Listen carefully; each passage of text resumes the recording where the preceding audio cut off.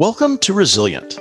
Hi, I'm Don Fancher, the global leader for Deloitte's forensic practice and a co-host of the Resilient podcast. Trust. When you hear that word, what's top of your mind today? You know, there's a lot influencing the current state of trust. The rise of complex and polarizing societal forces, the pace of technological change, the demands of a new generation of consumers and workers. And frankly, to build trust, leaders need to set a vision that has deep accountability and precise actions. Trust allows organizations to not only be resilient in rough waters, but also to set themselves apart when those waves calm down. And for the next few episodes, I'll be diving into those waters, and I look forward to you diving in with me.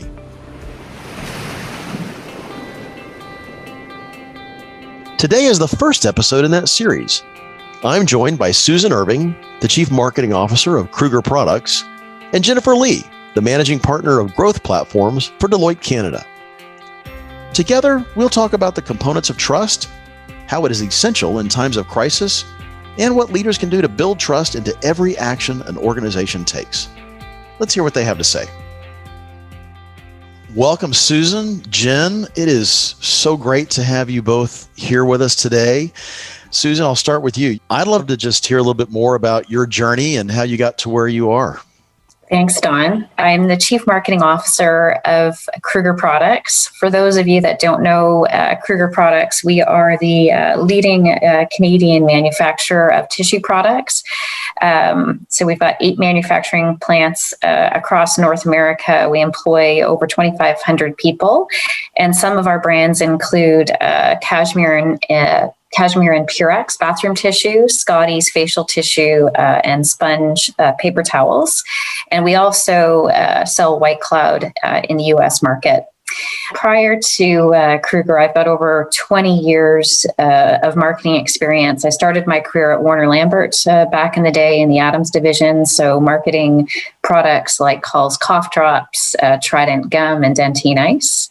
And then I worked at Coca-Cola as the brand manager on Coke and Diet Coke. I then went to Pfizer and then ended up going to PepsiCo, where I was there for over 15 years, working on the food and beverage side of the businesses, and then joined as a chief marketing officer for Canada and the USA at Kruger just over a year ago.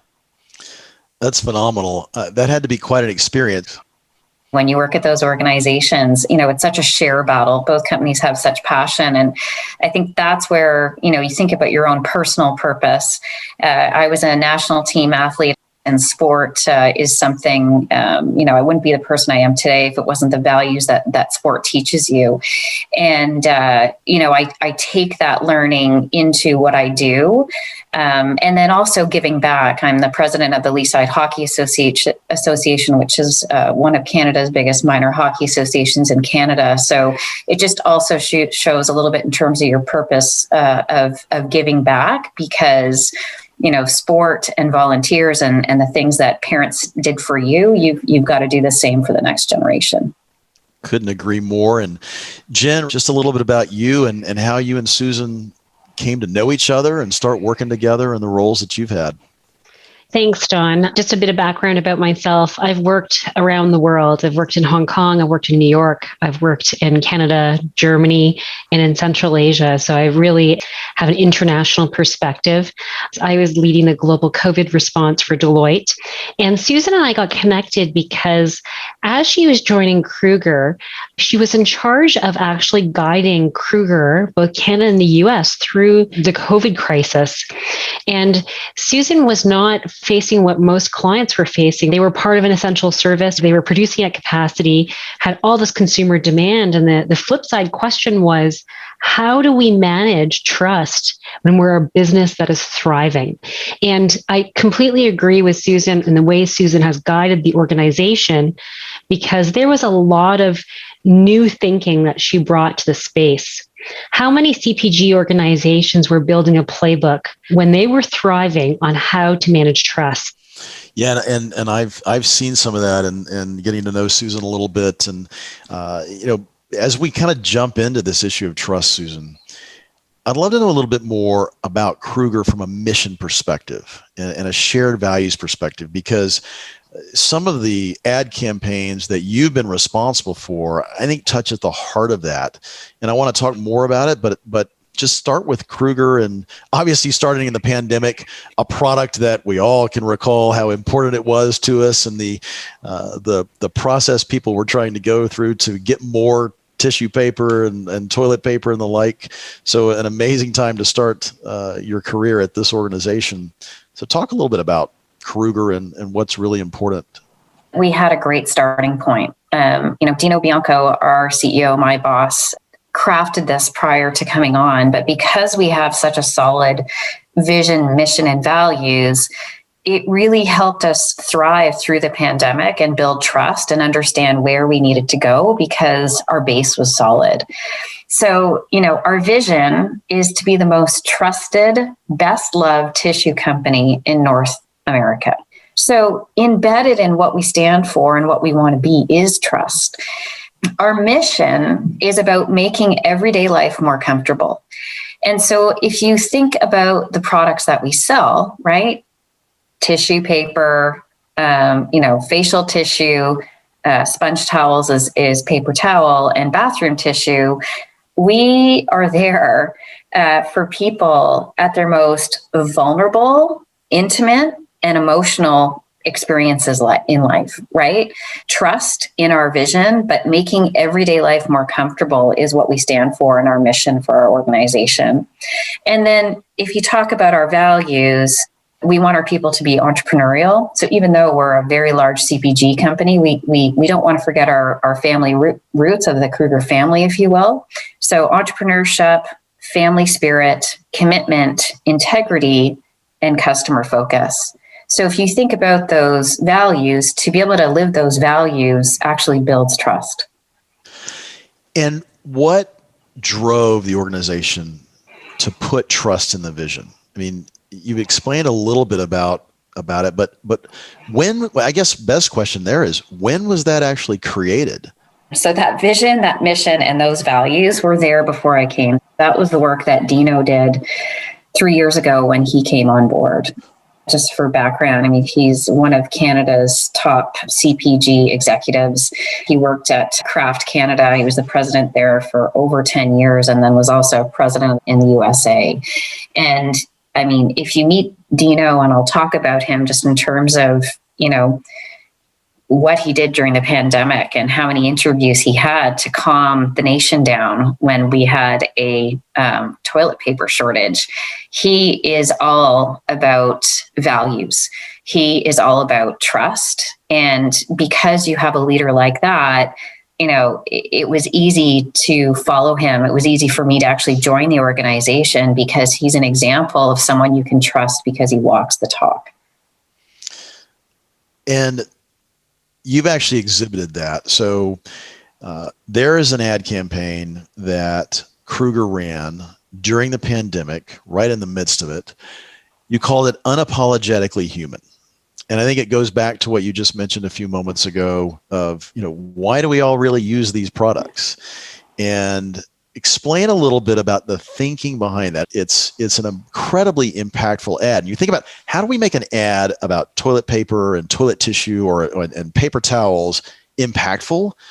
And it really is. Talk a little bit about the ad itself, but more importantly, why it's so important in this perspective at this point in time in the middle of the pandemic in building trust.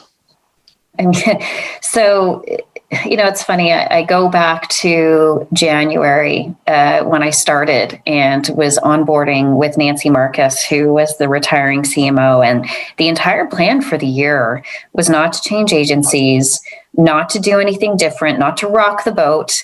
One of my mentors kept giving me the advice of, Susan, go slow to go fast. Go slow to go fast. Well, the pandemic hit and all of a sudden there was no slow to go fast.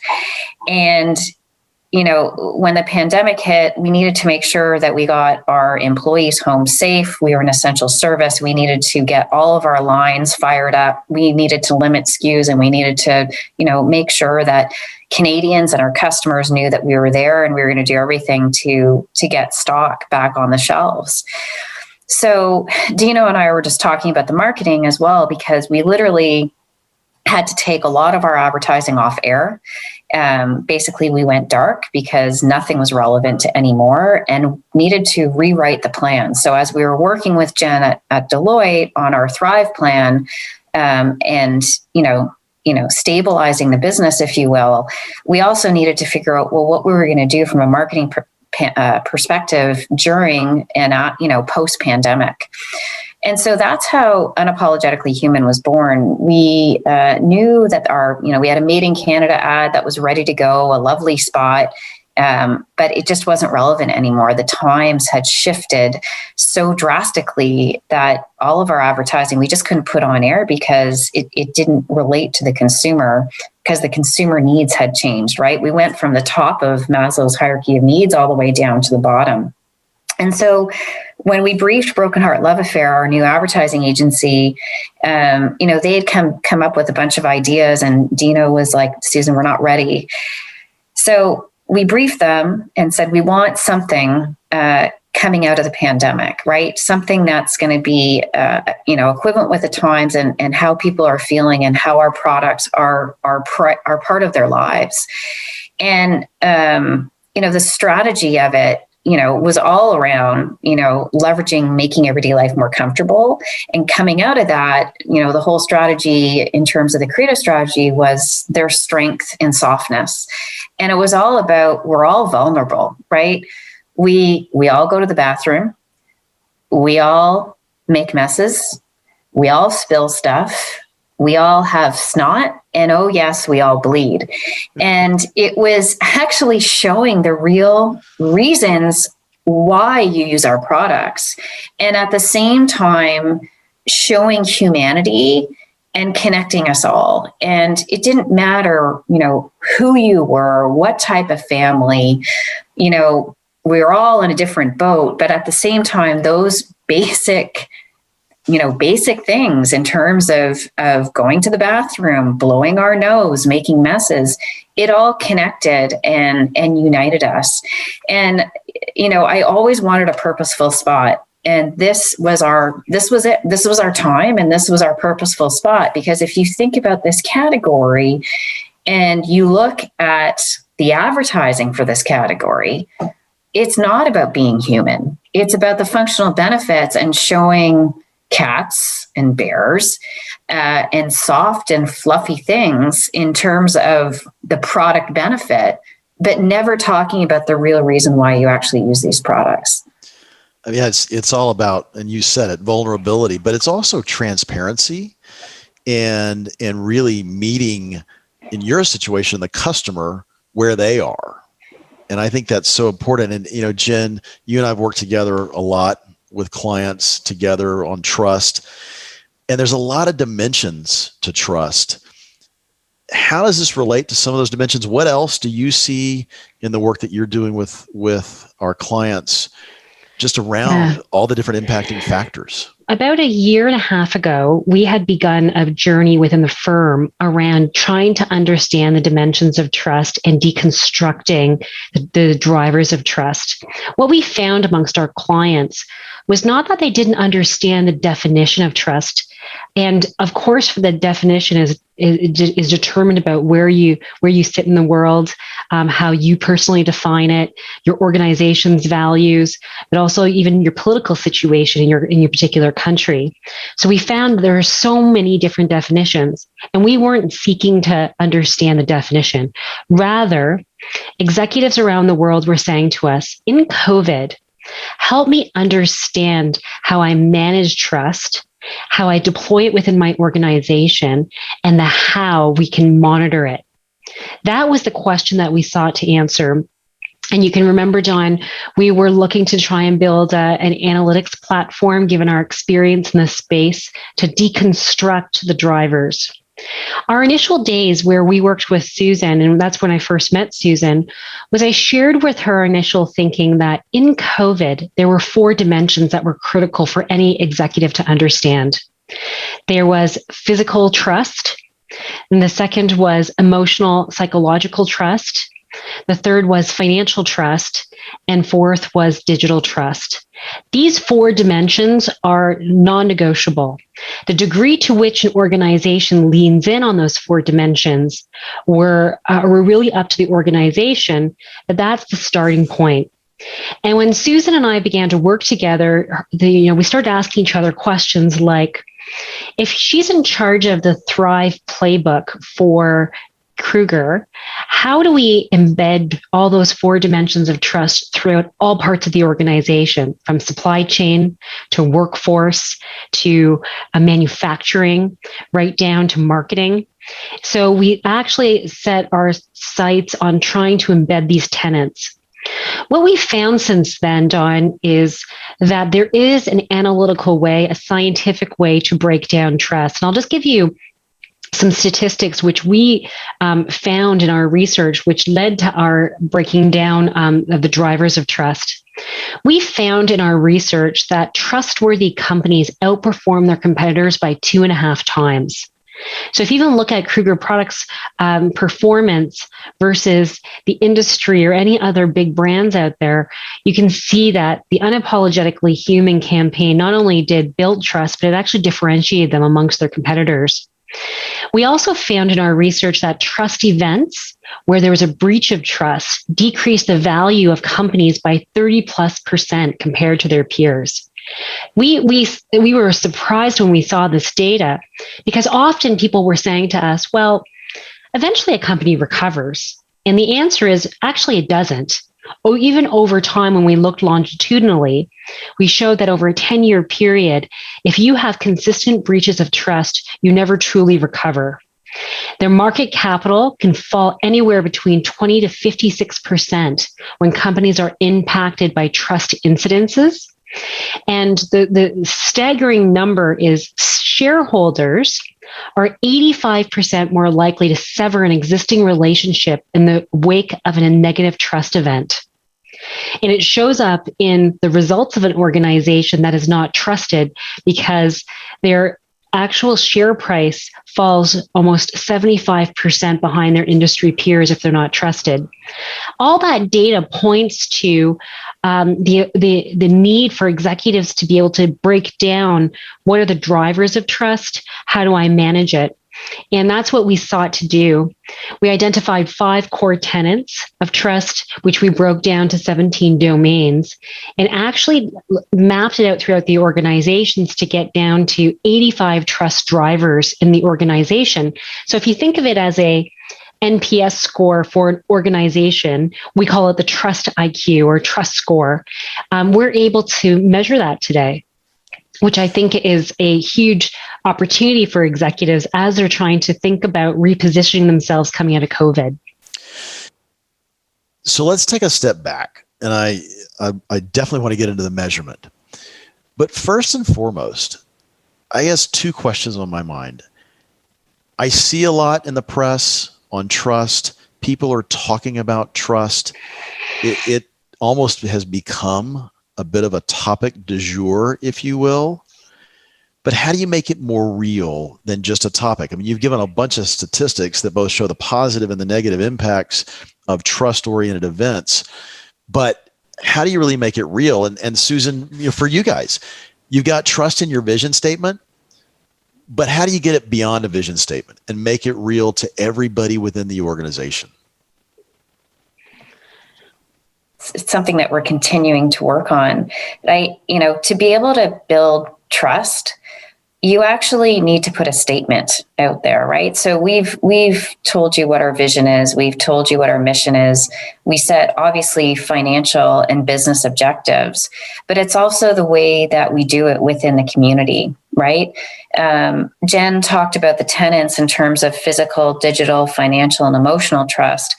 We measure trust, and there's different ways that we measure trust, because at the end of the day, if your colleagues, your consumers, your community in which you operate in, as well as your customers, don't believe what you're saying, then you can't build trust and you won't be able to build proper reputation.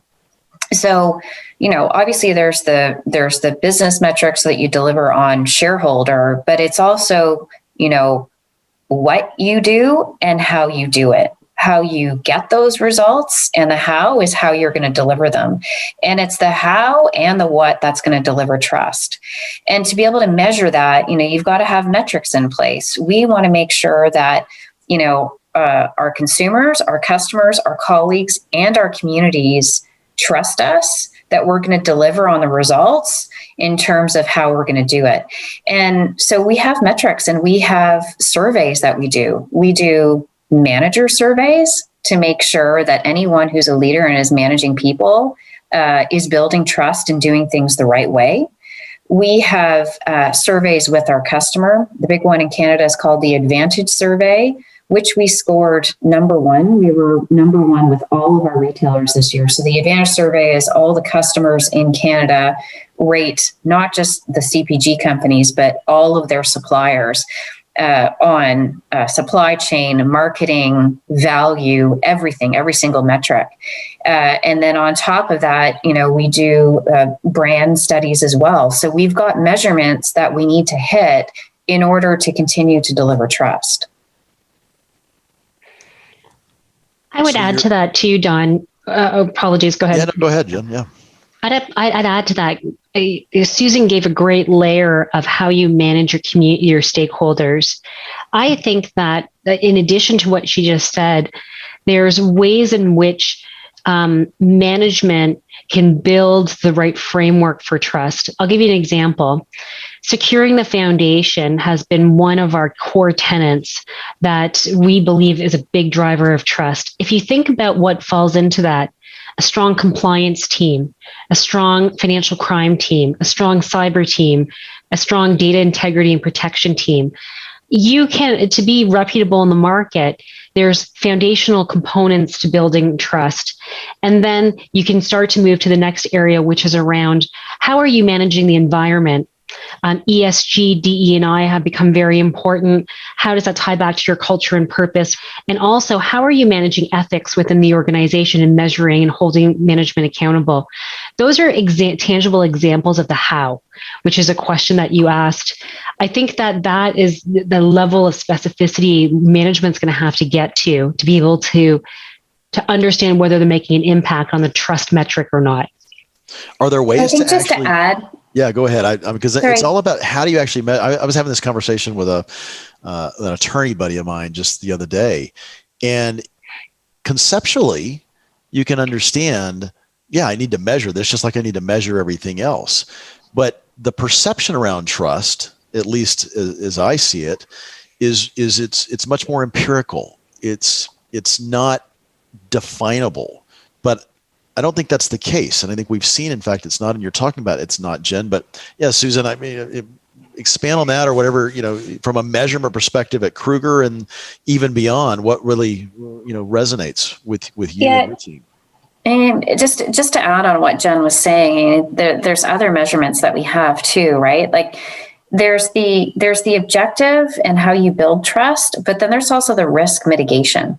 If you don't have the right tactics in place or measurements, you're actually more at risk of not building trust and affecting your reputation. And I think a lot of us learned this as we were going through COVID because we didn't have the procedures and risk mitigation in place, if you will. And I'd say now, you've got a digital risk mitigation plan, you've got an employee risk mitigation plan, you've got a brand risk mitigation plan, and everything is about setting up those parameters so that, yes, you're still trying to drive the business, but every decision that you make, you need to think about what is the worst case scenario that can happen and how is it going to affect the trust that I've already built and the reputation that I've built because of that trust. So those are some of the things that we think about, when we're trying to drive trust. Like a great example is unapologetically human. I was scared. I was very scared, but I knew it was good. I knew it was really great work. And, from brief to execution, it was only 4 months. When you're building a big campaign like that, sometimes it takes over a year. And we tested it with consumers. There was 2 concepts. It tested, way above advertising norms. But then, I made sure that I was selling it through legal internally and bringing all my key stakeholders with me as we were going through it. But also, really doing that work with legal of like, okay, well, what's the worst thing that can happen here? And what are my plans should this go wrong? Now, there were some consumer complaints. We did pull back a little bit on the blood. We talked to our ethnic advertising firm because we wanted to make sure that this was, we wanted to make sure we had diversity for Canada. And so, we had checks and balances along the way. So, as you're on your trust journey and doing every action, you just have to realize that every action you do is either going to put trust in the bank or take trust out of the bank. And I always tell my brand marketers, everything that you do needs to put more money in the bank versus taking money out. It's the same with the brand. And so that's the way we operate at Kruger, is every decision we have, we've got to think about, well, what is it going to do in terms of our reputational risk? I love it, because what you're saying is trust is an asset. It's an asset you can gain and enhance, or it's an asset that you can lose. And it really matters. It matters to the organization. It matters to your stakeholders. One of the things that's interesting, though, is I listen to you talk about this and just knowing the type of organization Kruger is. You're a consumer products company. You have a direct line almost to the ultimate stakeholder, and they give you feedback. And the feedback can be as simple as, we're buying your products or we're not buying your products. For organizations that don't have quite that direct correlation, and Jen, I know you've seen this because every organization is affected by trust, but every organization is affected differently. Different industries are affected in different ways. How does an organization that may not have that direct consumer correlation still take these impacting factors into account and find ways to measure it that matters for them? Yeah, that's a great question. Susan raised a very important point around scenario planning. And we actually did this as part of our project, but more and more we're doing this with a number of global clients, where we start to look at, what do we think is going to happen? So what are the social, economic and political dynamics that we have to manage for, number one? What are the employee, shareholder, community, and customer risks that we think could happen? So we've actually come up with a way in which you develop scenarios. And scenario planning is not a new concept, but the way in which it's being applied in a trust lens is a new concept. Because before you can get to measure anything, we have to sort of figure out, what is it we want to do? And that's what Susan's talking about. So there's a client I'm working with right now, a global client. We started looking at the Asian markets because that's where they want to grow. And the question we started with first is, what are the social, economic, and political scenarios that could play out in Asia? And we took it country by country. And then we said to ourselves, okay, how are we going to design our business around these uncertainties? And how do we manage trust throughout these uncertainties? The last thing they want to do is break the trusted brand that they have with consumers, with regulators, with employees, with the politicians. And so that's where we said, okay, out of each scenario, there's probably 2 or 3 moves that we could make. Let's flush out all the pros and cons of doing that, and then let's go and measure it. So to answer your question, Don, before you get to any measurement of trust, let's go work out the world of possibility, because we shouldn't walk around afraid that we're going to go break trust. What Susan's talked about is she actually opened up a world of imagination and possibility, and then they looked at it from a pro and con lens. So this concept of scenario planning and agile scenario planning, where in this uncertain world where trust is an all-time low, your scenario planning often needs to be updated every 4 to 8 to 12 weeks, based on what kind of market you're in. That agility is something that I'm noticing is a new muscle for many executives. Scenario planning was often seen as once and done. I put it on a shelf, I'll deal with it next year.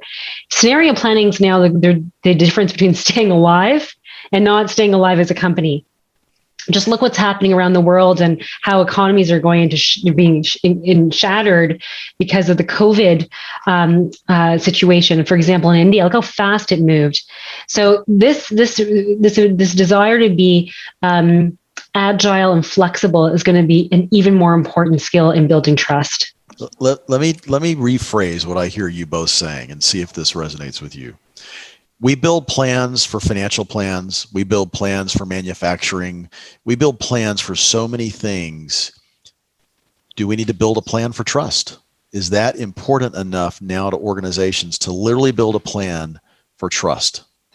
You absolutely do. And we did because of Jen. I'm just going to go back to what Jen's saying. And, I don't know what we would have done without the work that she did. And in terms of helping us and having us do the work, but the frameworks that Jen and Deloitte gave us have set us up for success. We started with our Thrive plan of, depending on the pandemic, if it was going to be a mild, medium, or high scenario, we have those scenarios written out, and it's our strategic framework plan. And we did it for every single area of business, for marketing and brand, for product quality and supply chain, for the mills, and then the US and Canadian business. So it's all built out. And it's amazing how now we flex back and forth depending on where we're at. And we've had to because, Canada is now in wave 3. The US opened up differently. So depending on what market we're in, we can leverage the plan differently, and we're in different areas, if you will. But on top of that, what's funny that we've noticed is we used to always, as you said, Don, you build annual plans. And I can tell you right now, for writing, plans in my 20 past years, I don't think I could take a brand plan or a corporate plan that we wrote a year ago and say that we executed it to a T, because something always changes, right? First quarter, you're making your numbers and you get more E&P, or you don't, or you can't get an innovation at the door, so you've got to change it. So this to me is the new world. You're going to have to refresh your plans, not every 6 months. You're going to be refreshing them every 3 months, just because the world is changing so quickly. But to add to your point about a trust plan, I'm looking at it right now, just as I'm thinking about the answers to your questions. Jen had us write a trust plan. And instead of having trust embedded in each chapter, we wrote a corporate trust plan. So it is the foundation of our plans. And who's responsible for that? Because that is another really important question. And I know, Jen, you and I have talked about this. We've talked with clients about this. Who really in your organization, Susan, is responsible for trust? So it's funny. We went back and forth, and I think Jen can remember the conversations. We originally said it was HR. It's Nina Fior. It's our senior vice president of HR. It's her responsibility. And she's like, no. It is not my responsibility. It's the entire leadership team's responsibility, because the trust metrics, depending on the area of business, are different. So it's the leadership team that is in charge, because I have to lead brand trust for the brands. Mina has to lead it for our colleagues. So supply chain has to lead it in terms of making sure everyone's delivering on our product quality, because if our product quality doesn't deliver, you can't charge the right price, and the consumer's not going to trust you. So it is the responsibility of every single leader to make sure that it's going all the way down throughout the organization. I would agree with that. Don, during our global COVID response, I was interviewing CEOs around the world as part of our work.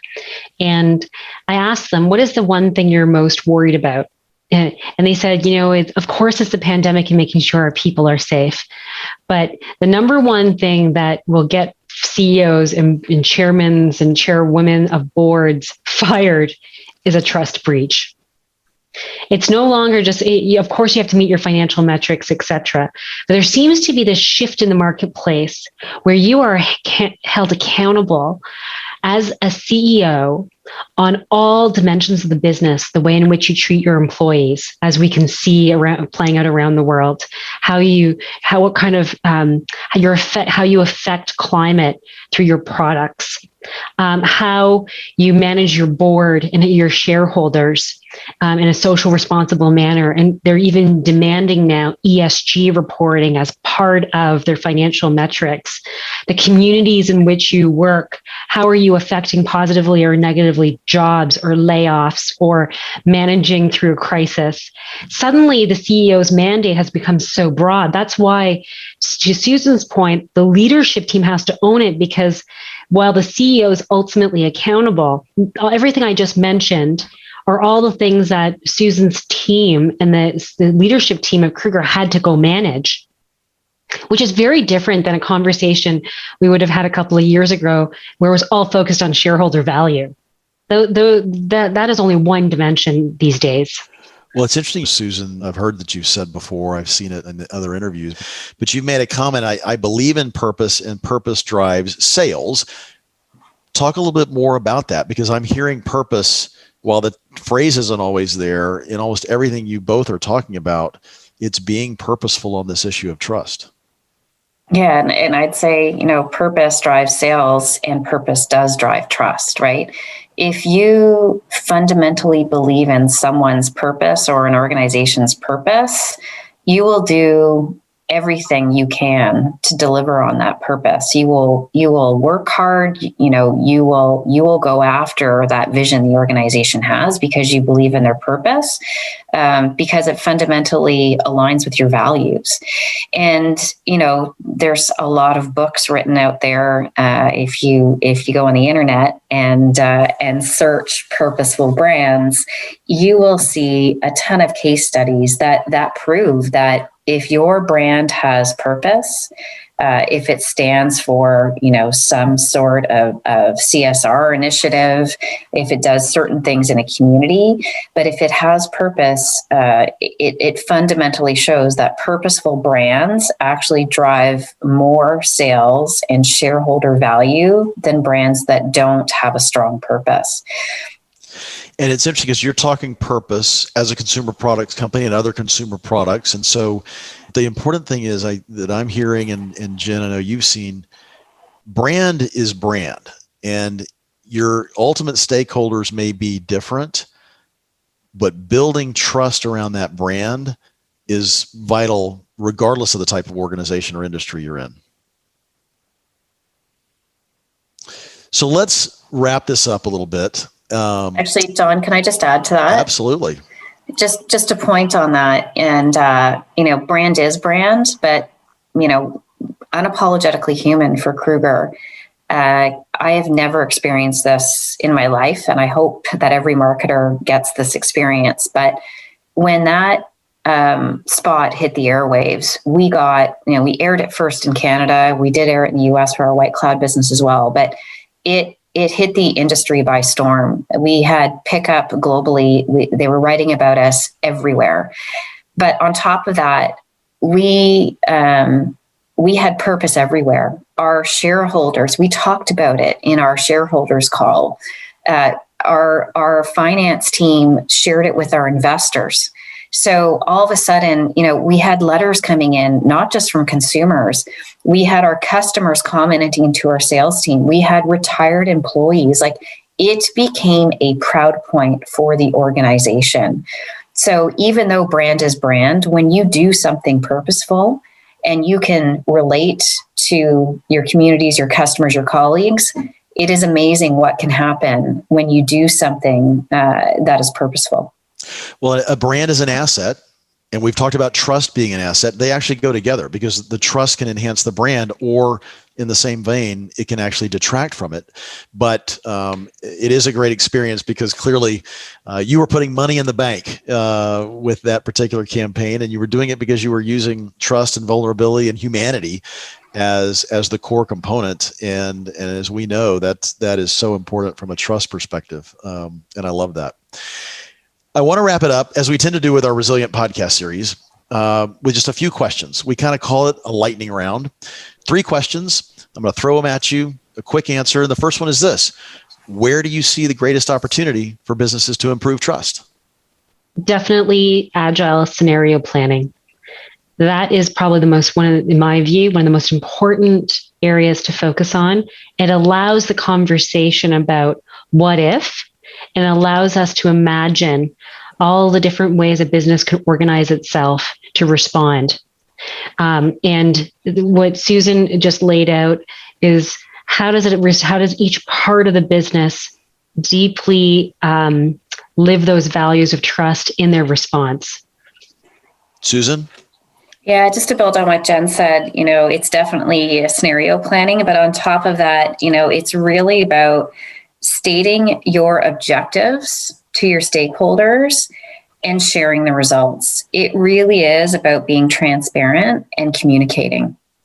What is one thing that leaders can do to maintain trust?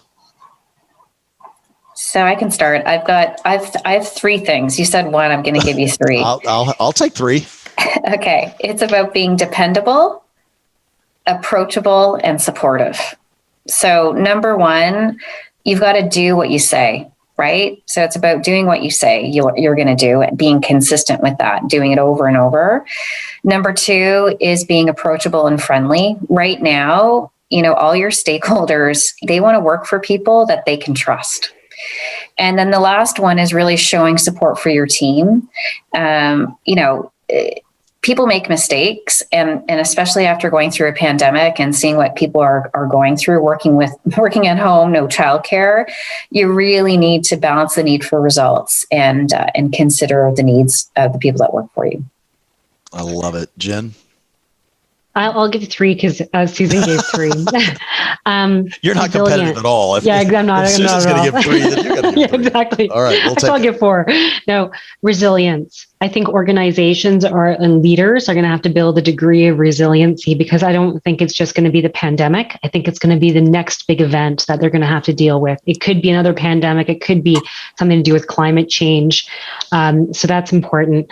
Authentic, which ties back to what Susan said. More and more brands are being called out as our leaders when they're not being authentic, meaning when they don't do as they say. And that ties nicely to what Susan said. Empathy would be the final. People need to be able to see themselves in others, to be able to connect and build trust.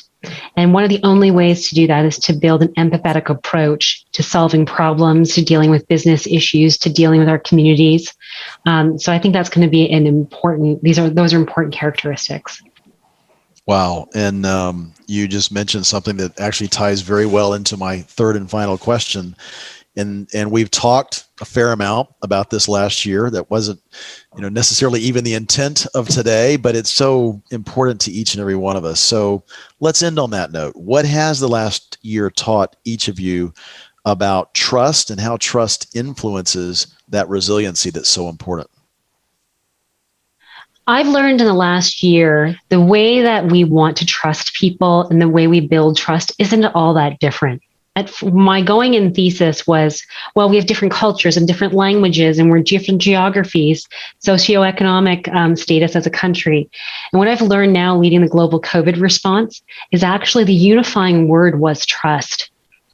And we were able to arrive at a common definition of what trust was. So I think in the beginning, you think of trust as too complicated to manage, when actually it's quite simple.